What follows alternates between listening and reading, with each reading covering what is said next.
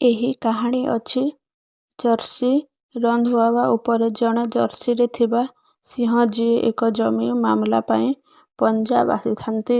କିନ୍ତୁ ସେଠାରେ ସେ ଜଣେ ପ୍ରେମିକା ସାଙ୍ଗରେ ଭେଟିଥାଏ ଏବଂ ତାକୁ ଭଲ ପାଇଥାଏ। କିନ୍ତୁ ବିପଦ ଏଇଠି ଆରମ୍ଭ ହୁଏ। ସେ ଯିଏ ଘରକୁ ଯାଇଥିଲେ ସେଠି ବିଲୁ ପାଉଜି ରହୁଥିଲେ। ତାଙ୍କ ସହ ଏକ ପୁରୁଣା ଶତ୍ରୁତା ଥିଲା। ହାସ୍ୟ, ଆକ୍ସନ ଏବଂ ଧର୍ମ ପରମ୍ପରା ମିଶି ଏହି କାହାଣୀକୁ ଏକ ଅନନ୍ୟ ଆକୃତି ଦେଇଛି।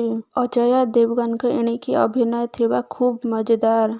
ଏକ୍ସନ ଓ କମେଡି ମିଶ୍ରଣ ତାଙ୍କର ଫାଷ୍ଟକ୍ଲାସ୍। ସିହ୍ନା ଭଲ ଲାଗିଥିଲେ ଯଦିଓ ତାଙ୍କର ଭୂମିକା ବହୁତ ଗଭୀର ନଥିଲା। ସଞ୍ଜୟ ଦତ୍ତ ଏଣ୍ଡ ବିଲୁ ପାଉଜି ଖୁବ୍ ଧମାକେଦାର। ତାଙ୍କର ଭିଲେନ ଭୂମିକା ସ୍ପଷ୍ଟ ଏବଂ ପ୍ରଭାବଶାଳୀ। ଅଶ୍ୱିନୀ ଧୀରଙ୍କ ନିର୍ଦ୍ଦେଶନା ଠିକ୍ ଥିଲା, କିନ୍ତୁ କିଛି ଦୃଶ୍ୟ ଅପେକ୍ଷାକୃତ ଅଧିକ ନାଟକୀୟ ଲାଗିଥିଲା। ମୁଭିର ଗୀତ ଉପରେ କହିବାକୁ ଗଲେ ଗୀତ ହେଇଛି ରାନୀ ତୁ ମେ ରାଜା ପୋପୋ।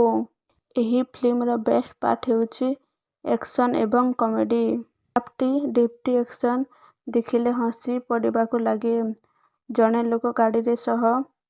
ଲୋକ ଗାଡ଼ି ସହ ଉଡ଼ିଯିବା ଦୃଶ୍ୟ ବି ରହିଛି। କମେଡି ଟାଇମ୍ ଅନେକ ଭଲ। ଅଜୟ ଓ ସଞ୍ଜୟଙ୍କର ଟକ୍କର ମଜାଦାର। ଅଫ୍ ସର୍ଦ୍ଦାର ହେଉଛି ଏକ ପୂର୍ଣ୍ଣ ବ୍ୟାପାରିକ ଫିଲ୍ମ। ଏଣ୍ଟରଟେନମେଣ୍ଟ, ଏକ୍ସନ, କମେଡି ପସନ୍ଦ କରୁଥିବା ଦର୍ଶକଙ୍କ ପାଇଁ ଏହି ଫିଲ୍ମଟି ଉପଯୋଗୀ।